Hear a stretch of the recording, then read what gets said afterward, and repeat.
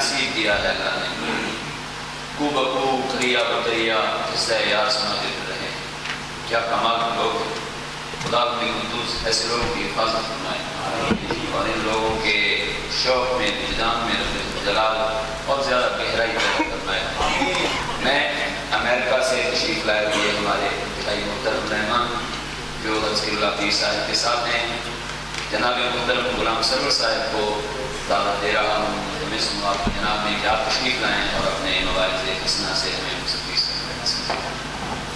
نعرہ تکبیر، نعرہ رسالت، علماء اہل سنت.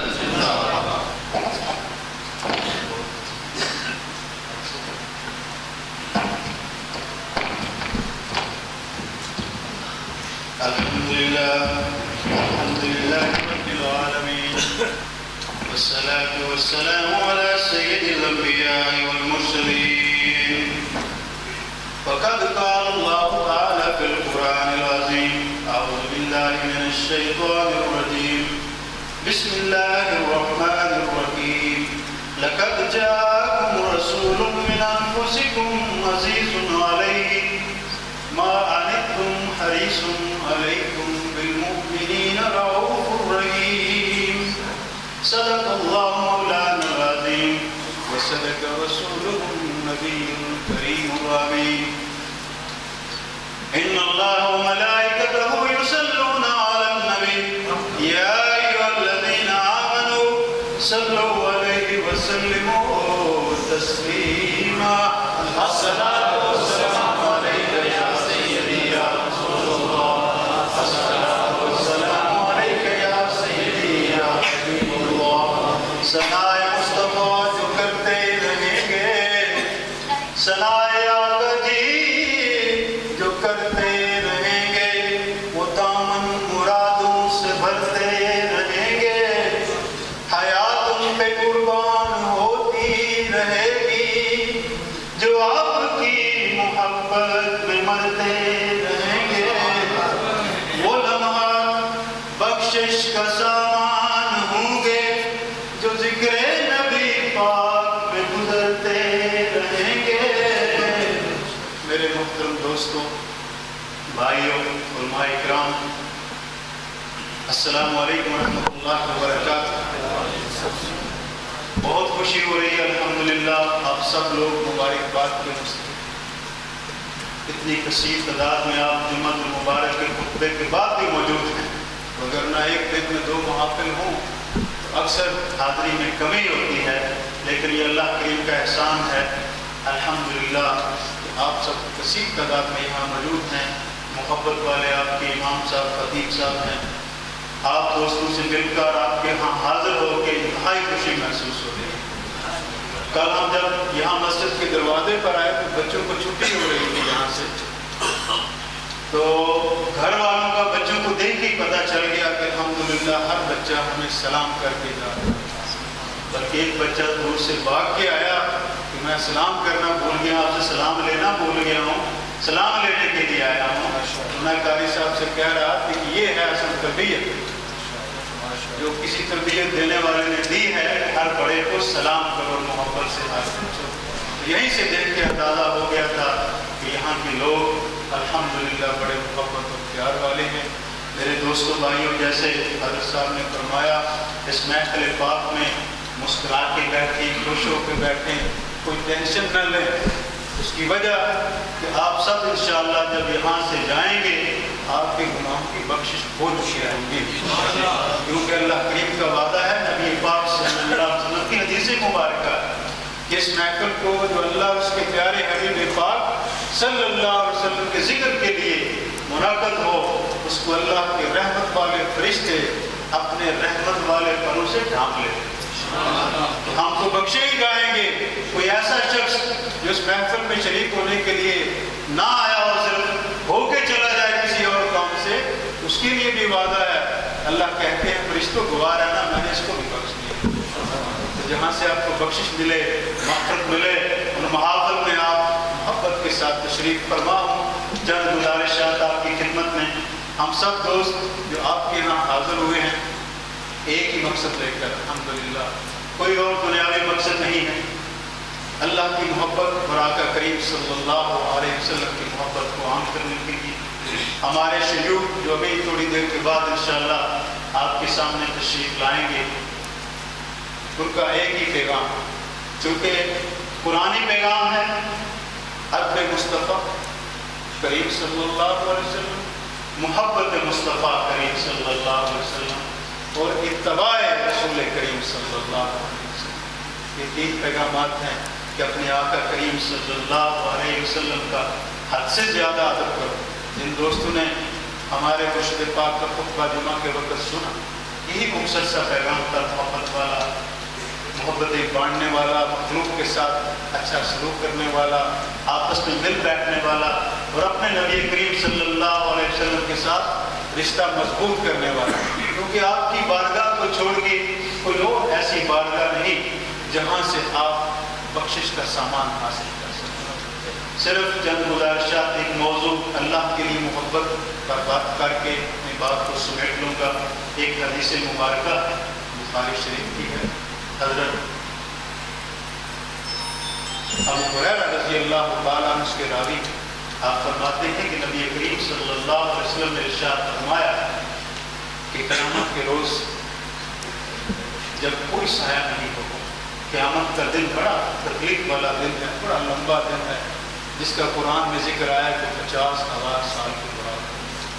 تو میرے بھائیوں اور دوستوں، وہ دن جو مومن کے لیے ہمارے آقا کریم صلی اللہ علیہ وسلم کا صدقہ مومن کے لیے ایک فرض نماز کے برابر ہے، لیکن جو نماز پڑھے گا دنیا میں ظاہر وہی توقع رکھے گا۔ تو اس دن جب کوئی سایہ نہیں ہوگا، اللہ کریم 7 قسم کے لوگوں کو اپنے عرش الہی کے سائے میں جگہ دے گا۔ مختصر عرض کرتا ہوں، زیادہ تنقید نہیں، معنوں پر مقاد بیان کر رہا ہوں۔ نمبر 1، ایسا نوجوان، یعنی ان لوگوں کی صفات نبی کریم صلی اللہ علیہ وسلم نے بیان فرمائی۔ ہر نوجوان، ہر دوست، ہر ساتھی ذہن میں بٹھائے، حدیث مبارکہ کو یاد رکھے، آگے پہنچائے، کیونکہ ہمارے آقا کریم نے فرمایا کہ جو میری حدیث کو پاک کو سنے گا، اس پہ عمل کرے، دوسروں تک پہنچائے، اللہ اس کو سرسبز و شاداب خوش رہے۔ جس کو آقا کریم فرما دے سرسبز و شاداب، اس کی شادابی کے کیا کہنے؟ تو آپ ارشاد فرماتے ہیں کہ ایسا نوجوان جس کی جوانی اللہ کی اطاعت اور عبادت میں گزرے، وہ عرش الہی کے سائے کا مستحق ہو۔ پھر آپ نے ارشاد فرمایا ایسا شخص جس کا دل مسجد کے ساتھ لگا ہوا، جڑا ہوا، ایک نماز پڑھ کے گیا، دوسری نماز کے لیے اس کے دل میں محبت ہے، مسجد میں جاؤں، اللہ کی عبادت کروں۔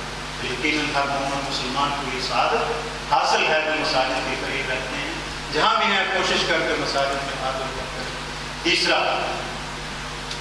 ایسا شخص، ایسے 2 اشخاص جو آپس میں ایک دوسرے کے ساتھ اللہ کے لیے محبت، جب ملتے ہیں اللہ کی محبت کے لیے، جب جدا ہوتے ہیں اللہ کی محبت کے لیے۔ پھر آپ نے ارشاد فرمایا ایسا شخص جس کو ایک خوبصورت عورت مرصع، اعلیٰ نسل والی، اعلیٰ نسلی خاندان والی گناہ کی دعوت دے اور وہ کہے میں اللہ سے ڈرتا ہوں۔ یہاں یورپ میں جو مغربی ممالک میں بے شمار مواقع آپ کو ملتے ہیں گناہ کی طرف راغب ہونے کے، لیکن میرے بھائی اور دوستو، ہمارے آقا کریم صلی اللہ علیہ وسلم نے جو ہماری تربیت فرمائی، کیونکہ میں نے جو آیت پاک پڑھی اس کا ترجمہ یہی ہے کہ بے شک تم میں وہ رسول معظم تشریف لائے جن کو آپ کا تکلیف میں پڑھنا بڑا گران گزرتا ہے۔ ہم مشکل میں ہوں، پریشانی میں ہوں، ہمارے نبی پاک صلی اللہ علیہ وسلم کو بھی تکلیف ہوتی ہے اور ہماری بھلائی کی انتہائی چاہنے والے ہیں، اور مومنوں کے لیے رؤوف اور رحیم۔ یہ آیت پاک وظیفہ بھی ہے، سورہ توبہ کی آخری آیت سے پہلی آیت، اس کو یاد کر لیں، ہر مشکل وقت کے لیے وظیفہ فرمائیں، الحمدللہ آپ کی مشکلیں آسان فرمائے گا اللہ کریم۔ تو میں عرض کر رہا تھا چونکہ آپ رحیم ہیں، رؤوف میں ہمیں نسخے بھی بتا دیے۔ تو چوتھا وہ بندہ جو اس گناہ کی دعوت دینے والے عورت سے بچے اور کہے میں اپنے رب سے ڈرتا ہوں۔ پانچواں وہ شخص جو صدقہ دے دائیں ہاتھ سے لیکن اس کے بائیں ہاتھ کو خبر نہ ہو۔ کتنی بڑی بات ہے جو چھپا کر نمود و نمائش نہیں ہے۔ اور پھر وہ شخص جو سمجھائی میں اللہ کے ذکر کرے اور اس کے خوف سے رویا، اس کی آنکھوں سے آنسو نکلے، اللہ کریم اس کو بھی اپنے عرش کا سایہ فراہم کریں گے۔ اس میں سے ایک نقطہ جو اللہ کے لیے محبت کرتے ہیں، اس پر ایک دو حدیث مبارکہ بیان کر کے اپنی بات کو سمیٹ لوں۔ دوں گا. ہم اللہ یہاں جمع ہیں.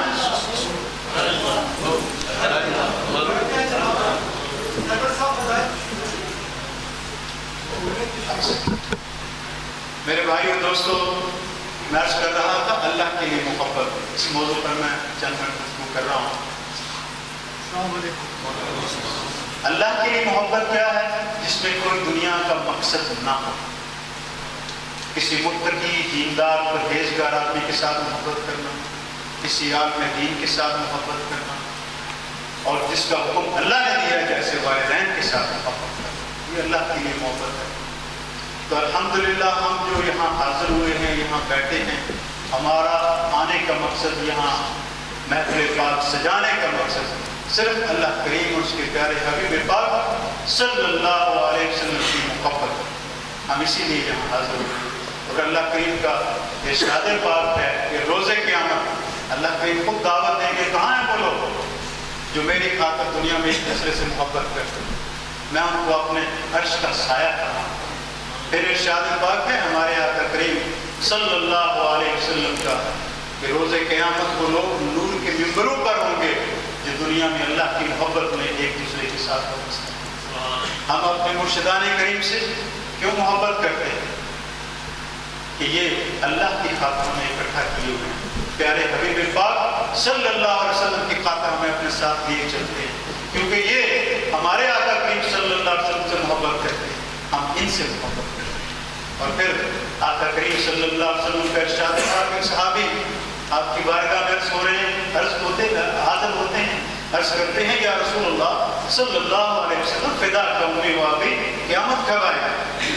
آپ ارشاد فرماتے ہیں میرے صحابی قیامت کی بہت جلدی، پہلے یہ بتاؤ اس کی کچھ تیاری بھی کی ہے؟ وہ عرض کرتے ہیں یا رسول اللہ صلی اللہ علیہ وسلم تیاری تو کچھ نہیں کی، لیکن ایک چیز میرے پلے میں ہے، وہ ہے کہ میں اللہ اور اس کے رسول صلی اللہ علیہ وسلم سے دل و جان سے محبت کرتا ہوں. آپ نے ارشاد فرمایا میرے صحابی جو جس کے ساتھ ستری محبت کرتا ہے وہ روز حشر اسی کے ساتھ ہوتا ہے. الحمدللہ یہ بہت بڑی خوشخبری ہے. حضرت انس رضی اللہ تعالیٰ عنہ اس حدیث پاک کے راوی ہیں، وہ فرماتے ہیں کہ ہمیں آقا کریم صلی اللہ علیہ وسلم کا یہ فرمان مبارک سن کر اتنی خوشی ہوئی کہ اس سے پہلے کسی اور بات سے نہیں ہوئی. پھر آپ فرماتے ہیں کہ میں حضرت ابوبکر رضی اللہ تعالیٰ عنہ اور حضرت عمر فاروق رضی اللہ تعالیٰ عنہ سے بہت محبت کرتا ہوں. آقا کریم صلی اللہ علیہ وسلم کی محبت کے بعد مجھے پوری امید ہے کہ میں انہیں کے ساتھ اٹھایا جاؤں گا.